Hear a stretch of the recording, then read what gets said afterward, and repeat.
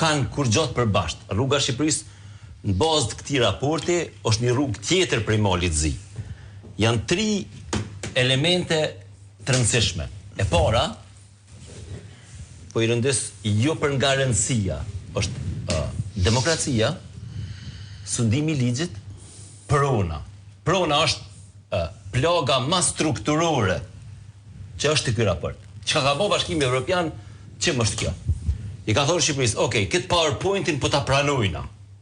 Këtë aspektin sikur një arkitekt që ta ka bën një plan të shtëpisë do ta bën do qyre që çto ka me bë shtëpinë. Ai thotë tash shumë mirë tek qyrëm qysh pe bën shtëpinë, se plani po m'pëlqen. E ke pa, janë dëmim qarkullojnë nëpër internet. Është një kal i bukur dhe manej pjesa tjetër e kalit është një 3-4 vija i kanë bërë aty. Domethënë se s'ka ditë me vazhdu pjesën tjetër. Pra, nuk ka përfundu kur gjo, e posaçërisht se ju në Shqipëri që jetoni me gjas nuk keni shumë të vetëdijshëm sa i përket jo pronave. Jo turizmi po thosh. Jo pronave. Pronave. Domethënë, si çfarë thot? Ne që jemi në përgjigje që kemi vrasjen ne nuk e di. Për shembull, për një evropian, madje edhe për një kosovar, mbi vendosja nuk ekziston si nocion, vetëm në Shqipëri ekziston. Pronë mbi vendosur, ti thush, ç'ka kjo? Ç'është është mbi vendos kjo, domethënë, çka a këto është realiteti i egër, domethënë. Asnjë investitor nuk e ka ndërmend domethënë se këtu i mbyllin disa tema në katastra, në gjona në mënyrën ma primitive të mundshme. Këtë gjona i ka harru edhe Ballkani, jo Evropa. Mbi vendosja ndodhi nga shkurti në maj?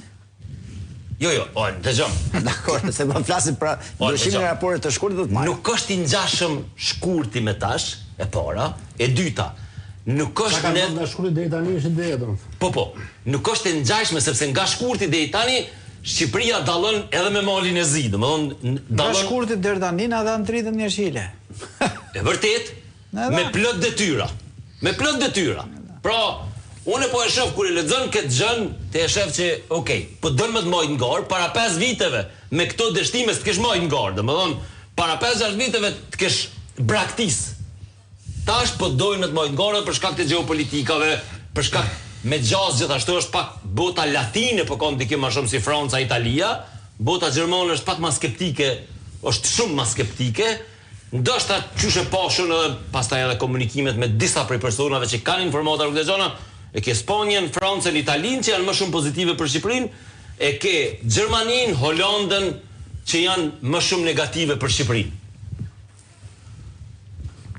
Mandi?